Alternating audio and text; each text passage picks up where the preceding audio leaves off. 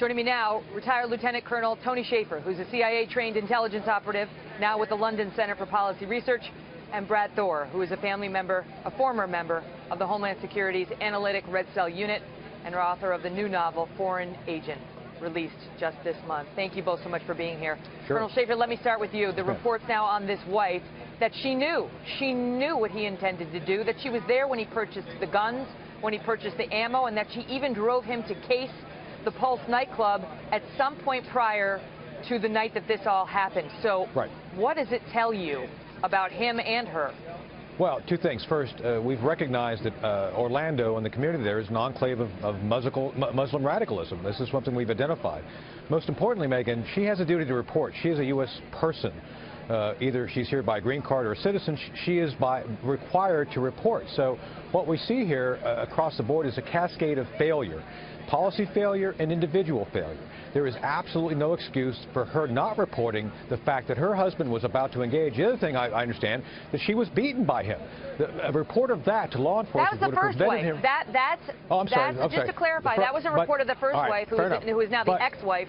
And I also want to ask you about what you mean when you say she has a duty to report. A legal duty? A duty in combating terrorism? Where does that duty emerge from? Because normally, just not speaking up about something you know is about to happen, even if it's a crime, is not actually illegal. No, I was talking to a federal officer about this yesterday. If a citizen sees what is essentially a catastrophic felony about to occur, you can be held accountable. And I think that's why you see, Megyn, this grand jury now being formed. She's going to be charged, I predict, as an accessory either before or after the fact relating to this, probably before the fact, by the fact she actually helped encase it. So that's what I was told by a federal officer. She had a duty to report it. So we'll get into that. We're going to get into the legalities with Eiglarsh in a minute. But I want to ask you, Brad, because it is not unusual to see the wives of these radical jihadists also either become radicalized or go right along with it. We've seen it repeatedly. Even the Tamerlan Tsarnaev in the Boston bombing, he had an American wife, Catherine Russell, who had been Googling benefits to the wife after one martyrs himself and so on. Right, and she was Muslim as well, the wife of the Sonar of... She had converted. You know, and Tony, she had converted. And Tony's right here about being an accessory. I mean, she was part of the pre-attack surveillance, which is a big deal. Now, with the Tsarnaevs, you saw the defense of the surviving Dzhokhar Tsarnaev, his defense being that the brother made him do it, all this kind of stuff. Tony's correct, and you were correct. It's the ex-wife that claimed that Omar beat her all the time. This wife may claim domestic violence in this instance, or she may be such an adherent to Islam that she respects one of the greatest commandments in the Hadith, which is, you may not tell your husband's secrets because you will be judged the harshest by Allah on Judgment Day. There may be that is a very big proclamation or commandment in Islam.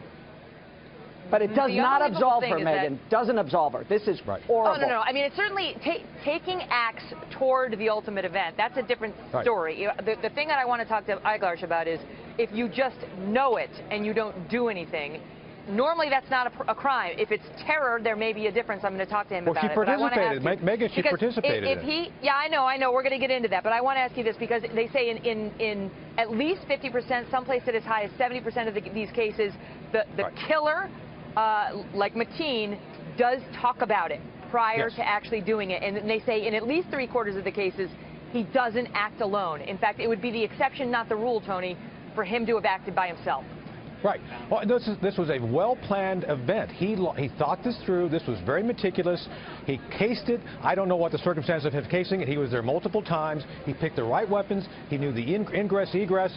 He planned this in great detail, and as Brad was talking about, this woman probably felt some loyalty to him to go through with it, and maybe she was more radicalized than people recognized, and if she was that radicalized, she would do anything she was told to do. So this is very severe. And again, Megyn, the fact that this community is... I'm sorry, go ahead. What were you saying? Megyn, and the other thing is that we're seeing an operator that apparently was able to pick his own target, and plan the operation, because he went to Disney. And Beslan in the siege in Beslan is the gold standard for these guys. We are incredibly lucky that this did not happen at Disney, because the body count could have been much higher. But I would be shocked if there are not other people that he was in communication with, because this level of sophistication of all of the pre-attack surveillance, it's just like San Bernardino. The way those guys were kitted out, the way they handled it, I think there is much more going on here than we are finding out through the news right now. Right. I believe there's overseas links, and I believe he was looking at We alternate believe that targets. we believe at this hour that she's from California, that her parents are from Pakistan. It's also been reported Afghanistan. But we're told, reportedly was living in Jordan up until 2006 when she came here. All of this will be fleshed out in the coming days. Gentlemen, thank you.